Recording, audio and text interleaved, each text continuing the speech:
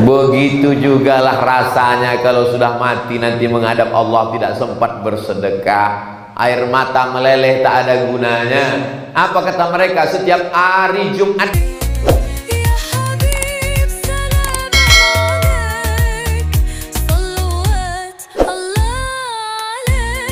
Pasti dia bersodako. Saya tidak kaya, tapi kalau mereka bersodako, insya Allah pahalanya mengalir. Apa kata Andre Guruta tadi? 700 santri yang ada di sini. Jadi kalau mereka sholat subuh sekali, itu pahalanya mengalir 700 kali lipat ke bapak yang nyumbang semen, batu bata, kerikil. Apalagi sekarang masjid ini bebas hambatan, pintu tak ada, jendela tak ada. Ini luar biasa masjid ini. Dan anehnya aman, tidak ada pencurinya, karena memang tidak ada yang bisa dicuri. Jadi bapak kalau mau hartanya berkah mengalir sampai hari kiamat, maka selesaikanlah masjid ini. Apalagi tadi disampaikan oleh Ustadz Hamdani, di atas itu katanya view-nya luar biasa. Saya mencoba bertanya-tanya ke Ustadz Bunyamin, apa view-nya Ustadz? Anda mau tahu? Naik ke atas. Kejutan, surprise. Insya Allah ada kejutan yang luar biasa yang disiapkan Allah. A'dadtu li'ibadiyas shalihin, aku siapkan untuk hamba-hambaku yang soleh, mala a'yunun ra'at, belum pernah dilihat mata, wala udhunun sami'at, belum pernah didengar telinga, wala khatara ala qalbi bashar, belum pernah terlintas di hati manusia. Kenapa Ustadz tidak berdiri di bawah? Karena dilarang protokol, nggak boleh. Kenapa Ustadz tidak berdiri di depan? Tidak boleh membelakangi Andre Guruta, kualat. Dari kecil diajar orang tua, jangan kau membelakangi guru, nanti pantat kau berbisul. Mohon maaf keceplosan, memang begitu nasihat orang tua dulu. Jadi jalan yang paling tengah di sini. Mana tahu, ini mesti saya jelaskan semua. Kalau tidak nanti di-upload di channel, semuanya komen. Kenapa di tepi, kenapa begini, kenapa begitu. Orang sekarang suka komen saja. Begitu juga dengan masjid ini. Kenapa belum disemen, kenapa nggak ada pintu, kenapa nggak ada jendela. Kau nggak usah komen, datang kemari selesaikan.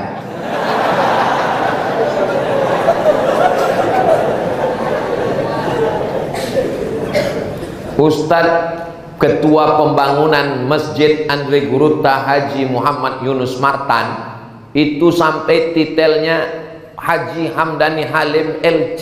LC itu artinya lagi cemas. Jadi beliau setiap melihat masjid ini cemas hatinya. Dia cemas bukan masalah masjid ini selesai tidak selesai. Yang beliau cemaskan adalah bagaimana orang-orang yang punya uang ini nanti meninggal dunia dan tidak membawa apa-apa. Mohon maaf, jangan tersinggung. Kunci mendengar tausiah Abdul Somad itu satu saja, jangan tersinggung. Karena beberapa jamaah tersinggung pulang meninggal. Mohon maaf ya Bu. Ibu agak kareba? Masya Allah. Sehat ya Bu? Kalau saya tanya jawab dengan jujur, jangan marah, jangan tersinggung, jangan sakit hati. Janji? Bisa? Jangan ada dusta di antara kita. Oke, siapkan mental, tarik napas sedikit. Jangan ditahan, nanti keluar dari bawah. Hembuskan. Kira-kira kalau bapak ini meninggal, bapak ibu mau ikut nggak? Jelas Pak? Jelas? Anak santri ketawa kayak paham aja. Jadi yang selama ini katanya, Bang, jangan pergi lama-lama ya, setengah napasku hilang. Yang selama ini katanya kaulah bulan, kaulah bintang, siang dan malam terbayang-bayang, makan tak kenyang, tidur tak lelap. Tolong jangan gara-gara ini bapak dengan ibu menjadi tidak mesra. Saya tidak mau itu. Saya tidak mau dikatakan Ustadz provokator, kenapa dibawa ke As'adiyah. Merusak hubungan kita saja. Saya cuma mau ngasih tahu bahwa kalau kita mati sendirian, guys.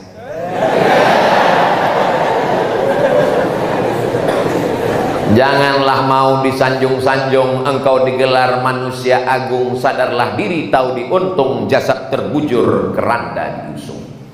Semuanya akan hilang, tak ada yang abadi, semua akan menghadap Allah. Ustaz Somad yang selama ini ceramah menggelegar tabligh akbar, meninggal tidak bawa mikrofon. Ustaz Somad sorban tinggal, dan memang sorban ini kabarnya akan ditinggalkan karena akan diberikan kepada 5 penyumbang terbesar lelang. Mana juru lelang kita? Masya Allah, sudah siap Ustaz? Masya Allah, siap juru lelang.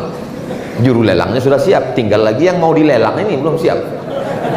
Saudara yang dimuliakan Allah Subhanahu wa taala, yang paling besar amalnya adalah Andre Gurutta Muhammad As'ad. Berapa muridnya? Saya tanya ke Ustadz Bunyamin, tempat saya tabligh akbar dulu itu bukan yang ini Ustadz Bunyamin? Bukan, kampus 2. Itu berapa santrinya? Sekitar 6 ribuan. Belum lagi santri-santri yang lain. Sejak berdiri As'adiyah sampai hari ini, berapa yang jadi profesor, jadi doktor, guru besar, pengusaha, pengajar, jadi alim, jadi ulama, mengalir ke makam almarhum. Kalau kita bukan ulama, bukan Andre Gurutta, bukan menjadi kiai, bukan ustadz, bukan profesor, mudah saja untuk mendapatkan amal, banyak mengalir seperti amal mereka. Apa dia? Siapkan, selesaikan. Yang bisa semua, selesaikan semua. Mungkin sekarang nggak bawa uang, nggak apa-apa. Pulang dari sini nanti langsung telepon, Assalamualaikum Ustadz Hamdani. Waalaikumsalam. Berapa sak semen lagi, berapa batu bata, berapa kerikil, berapa pintu, berapa jendela, berapa kosen, berapa atap, berapa AC. Mau bantu? Enggak, nanya aja.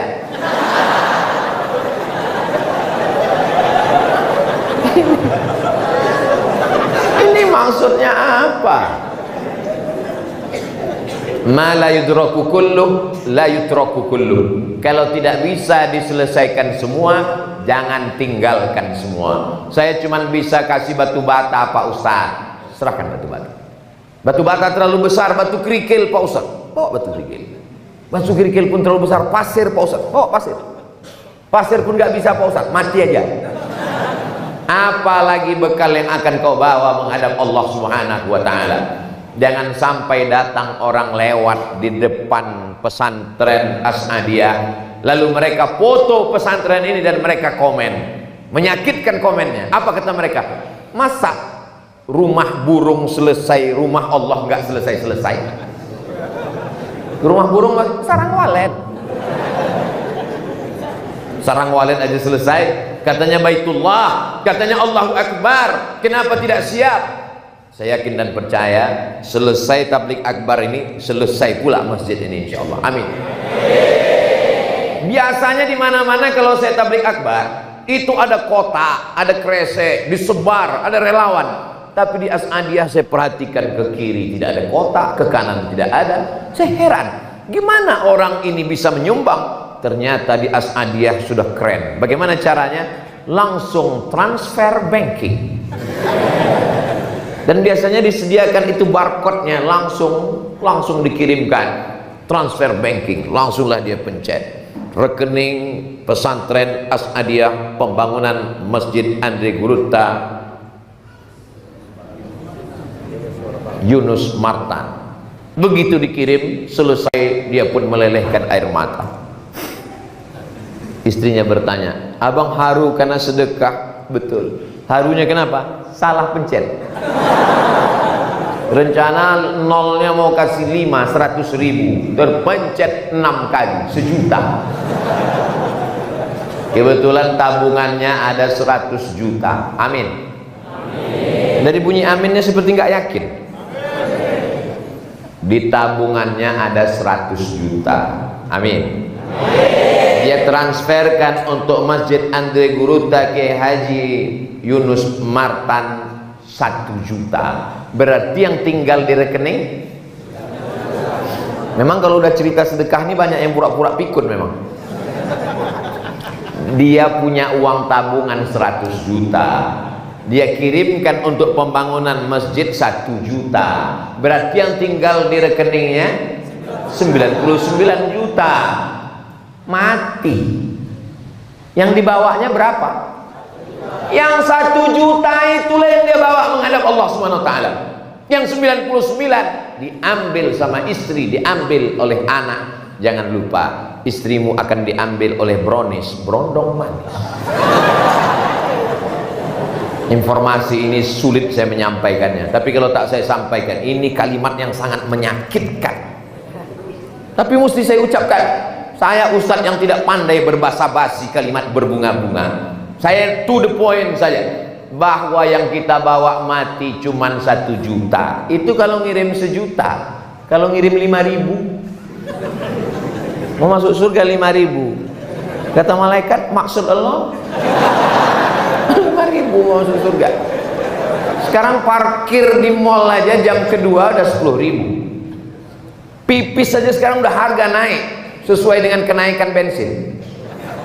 Bagaimana kita mau menghadap Allah Subhanahu wa taala? Makanya kalau ada orang mengatakan marilah kita miskin, susah, melarat, Nabi Muhammad itu miskin. Ini Muhammad yang mana yang kau ceritakan ini? Andri Guruta kita kaya-kaya. Kalau mereka tidak kaya, tidak mungkin punya tanah luas bangun pondok pesantren. Tapi mereka hidupnya bersahaja. Untuk apa punya uang banyak-banyak? Sekaya-kayanya orang Sulawesi Selatan, sekaya-kayanya orang Bugis Makassar, bajunya paling tebal 3 lapis, singlet di dalam, kemeja, jas, 3 lapis. Kalau sampai ada yang 4 lapis, itu bukan kaya, demam. Sekaya-kayanya orang Sulawesi Selatan, itu makannya paling nambuh 3 kali. Siapa itu? Saya tadi. Enak sekali masakan di tempat Ustadz Hamdani. Sulit untuk diungkapkan dengan kata-kata. Semua dikeluarkan. Ada ikan yang belum dimasak. Lawa-lawa. Masya Allah. Ada macam-macam. Pokoknya saya coba semua, saya tes semua. Nanti saya pulang, saya ceritakan ke keluarga saya. Gimana rasanya bang? Kata terlalu miskin untuk mewakili rasa. Begitu jugalah rasanya kalau sudah mati nanti menghadap Allah, tidak sempat bersedekah, air mata meleleh tak ada gunanya. Apa kata mereka? Setiap hari Jumat subuh ayat itu dibacakan. Rabbana absarna, mata kami sudah melihat, wasami'na, telinga kami sudah mendengar, farji'na, kembalikan kami ke dunia, na'mal salihah, kembalikan kami ke dunia, kami ingin beramal soleh. Bukan somat. Orang-orang mati itu ditanya, mau kamu hidup lagi? Hai orang mati, laula akhartani ila ajalin qarib, berilah aku waktu untuk hidup sebentar saja ya Allah. 1 hari. Tidak kata Allah, semenit. Andai kau kasih aku waktu hidup semenit, mau apa? Apa kata mereka? Fa'as-saddaqa, kalau kau kasih aku hidup sebentar, aku mau bersedekah. Begitulah keinginan mereka. Tapi memang orang mati ini tidak pernah hidup lagi untuk bercerita. Sampai sekarang belum ada orang mati datang cerita. Ada Pak Ustaz orang mati hidup lagi? Zombie? Inilah terlalu kebanyakan nonton film. Ada Pak Ustaz yang sudah mati datang lagi? Siapa? Genderuwo, Nyi Blorong, Sundel Bolong, Suster Ngesot. Ustaz pun hafal juga hantu-hantu ini. Kita kalau sudah mati sekali menghadap Allah tidak akan kembali lagi. Maka Allah yang menceritakan dalam Quran bahwa kita hanya tinggal kenangan semata. Setiap zaman ada orangnya, setiap orang ada zamannya. Setiap tokoh ada masanya, setiap masa ada tokohnya. Selesai berganti, patah tumbuh, hilang berganti, hilang satu tumbuh 1000, selesai zaman. Saya ibarat pohon sudah mulai menguning, hijau, kuning, layu, mati, selesai. Tumbuh yang hijau. Jangan khawatir kematian, karena akan digantikan oleh tunas-tunas yang hijau. Yang menggantikan itu adalah santri-santri dari As'adiyah ini. Saya yang sedang melihat tunas-tunas hijau yang luar biasa, anak-anak muda berebut ingin bersalaman, memuliakan para Andre Guruta, memuliakan para alim ulama dan guru-guru. Mereka yang akan melanjutkan perjuangan. Tapi bagaimana mereka mau melanjutkan kalau masjid ini belum juga selesai? Berdoa mereka ke atas, menetes, ya Allah, kenapa menangis melihat semen belum juga selesai? Bapak ibu yang sholatnya di rumah kurang khusyuk, di masjid kurang khusyuk, datanglah ke sini insya Allah khusyuk. Saya Pak Ustadz kadang khusyuk waktu sujud. Kalau di masjid ini jangankan sujud, waktu ke atas pun juga. Pandang ke kanan, pandang ke kiri. Kalau ada orang hatinya tenang, rumah Allah belum selesai, perlu dia curiga terhadap keimanannya kepada Allah Subhanahu wa Ta'ala. Bagi orang yang bakhil, pelit, medit, kedekut, apa lagi? Nah, seke. Masya Allah, dapat kosakata baru. Ini bagi mereka ini, ada orang-orang yang pelit ini kalau melihat ini detak jantungnya, waduh, sedekah lagi. Tapi bagi orang yang hatinya lapang melihat ini, dia katakan inilah masanya investasi akhirat yang tidak akan putus dengan kematian. Bayangkan kalau masjid ini diselesaikan, 700 santri, apalagi ini bukan sekedar santri biasa, ini ma'had ali selevel S1, mereka akan lanjut S2, S3, menjadi kiai, menjadi ulama, menjadi pimpinan pondok pesantren. Satu anak santri itu akan punya 100 santri, menyebar ke seluruh Indonesia, dari Sabang sampai Papua. Alumni dari pesantren As'adiyah yang akan menegakkan ahlus sunnah wal jamaah, la ilaha illallah Muhammadur Rasulullah. Pesantren As'adiyah berakidah Asy'ari, Asy'ari yang asli, berfikih Syafi'i, Syafi'i yang asli, bertasawuf Sunni Abu Hamid Al-Ghazali, Al-Ghazali yang asli. Kenapa Ustaz tekankan begitu? Kenapa Ustaz tekankan begitu? Karena sekarang banyak bawa-bawa nama Syafi'i, tapi Syafi'i palsu. Pakai nama Imam Syafi'i, tapi nggak kunut subuh. Imam Syafi'i itu kunut subuh sampai meninggal. Saya bukan fanatik kunut, saya bukan orang fanatik kunut. Tapi kalau saya jadi imam sholat dekat rumah saya, memang saya berkunut. Tapi saya tidak menyalahkan yang tak berkunut. Tapi mengatakan Imam Syafi'i tidak berkunut itu palsu. Karena Imam Syafi'i itu berkunut. Paling tua Hanafi, nomor 2 Maliki, nomor 3 Syafi'i, nomor 4 Hambali. Yang berkunut 2, yang tidak 2. Yang berkunut Maliki dengan Syafi'i. Oh, jadi metal jadinya. Yang tidak berkunut Hanafi dengan Hambali. Jadi payah betul. Kalau mau buat lembaga yang tidak berkunut, buatlah pesantren Imam Hambali atau sekolah tinggi Imam Hanafi. Tapi kalau membuat pesantren Imam Syafi'i, ternyata santrinya tidak berkunut, itu Syafi'i apa namanya? Syafi'i KW. Membuat lembaga namanya Imam Nawawi. Imam Nawawi dalam kitab Riyadhus Shalihin min kalami Sayyidil Mursalin pada bab jenazah mengatakan, wa in khatimul Qur'ana, kalau orang meninggal itu dibacakan sekhatam Quran. Wa qala Syafi'i, Imam Syafi'i berkata, kata Imam Nawawi, Imam Syafi'i tidak ketemu dengan Imam Nawawi. Imam Nawawi meninggal tahun 676, Imam Syafi'i meninggal tahun 204. Jarak antara mereka 400 tahun lebih kurang. Tapi Imam Nawawi dari guru-gurunya bersanad sampai ke Imam Syafi'i. Dia katakan dalam kitab Riyadhus Shalihin min kalami Sayyidil Mursalin, wa qala Syafi'i, Imam Syafi'i berkata, wa in khatimul Qur'ana, kalau mereka khatamkan Quran 30 juz, mereka hadiahkan pahalanya untuk orang meninggal, fahuwa hasanun, itu bagus, afdol, seafdol-afdolnya dibacakan sekhatam Quran. Tiba-tiba ada yang mengaku ikut mazhab Syafi'i, pondok pesantren Imam Syafi'i, sekolah tinggi Imam Syafi'i, mengatakan tidak boleh membacakan Al-Quran pada orang meninggal. Jadi ente ini Syafi'i yang mana? Jadi perlu mungkin bapak ibu yang tidak pesantren berat membaca ini, membahas ini berat. Yang mana yang asli? Kalau ini berat nggak usah, yang ringan aja. Beli 2-3 sak semen, kirimkan. Pembahasan ini berat, biar kami aja. Saudara yang dimuliakan Allah Subhanahu Wa Taala, tadi saya mulai jam 4, sekarang sudah jam 4.30. Itulah mengapa dari tadi saya melihat tiang ini, karena dia ngatur saya jam.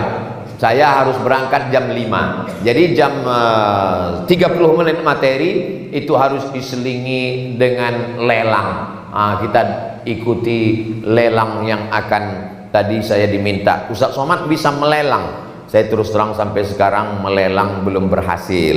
Kalau yang melelang itu juru lelang, insya Allah berhasil. Tapi boleh nggak saya ceritakan pengalaman saya lelang di tempat-tempat lain? Boleh? Boleh ya? Pengalaman saya lelang di Jambi. Waktu itu dilelang jaket yang saya pakai di Jambi. Itu yang paling saya ingat, karena itu yang duitnya agak besar. Yang lain-lain itu saya susah ingat. Di Jambi itu dilelang jaket saya harganya 270 juta. Dan orang Jambi itu susah-susah, miskin-miskin. Beda sama Sulawesi Selatan. Ini serius saya. Orang Sulawesi Selatan itu di kepala itu emas pecinya. Ya kan? Kalau pergi haji, kita tidak perlu tanya dari mana, dari pakaiannya kita udah tahu. Kami kan waktu dulu di Kairo, Mesir kan, waktu haji kami pergi jadi petugas haji. Itu kami duduk bisa kami tebak. Itu dari mana? Itu Sulawesi Selatan. Asal banyak emasnya, itu Sulawesi Selatan. Orang Sulawesi Selatan kaya-kaya. Jadi itu sekedar perbandingan aja. Jadi yang terpikir-pikir mau nyumbang berapa, sudah ada angkanya saya kasih tahu. Boleh sorban, boleh, asal jangan celana saya ini aja lah. Tadi sudah disiapkan oleh Kanda Haji Hamdani Halim LC. Apa yang mau dilelang, asal jangan melelang harga diri. Itu apa? Mau dilelang? Masya Allah, tabarakallah. Itu yang di dalam plastik itu dua kemungkinan. Bisa jadi yang mau dilelang, atau kain untuk saya pulangkan ini nanti habis semua. Jadi sudah disiapkan kain panjang. Itulah yang dapat. Ini sebetulnya akadnya adalah wakaf. Akadnya wakaf, infak, sedekah. Ini hanya sebagai hadiahnya saja. Hadiah kenang-kenangan, supaya nanti kita bisa bercerita ke anak cucu kalau ditanya, ayah, ayah, ayah, ayah. Ya, itu sorban yang sering ayah pakai itu sorban siapa? Itu adalah sorban diberikan dulu waktu lelang di masjid Guruta, Andri Guruta, Yunus Martan. Itu diberikan oleh almarhum Abdul Somad. Hanya sekedar sebagai cerita saja, sebagai kenang-kenangan, tidak memperpanjang mukaddimah. Saya serahkan ke juru lelang kita, nanti akan saya lanjut.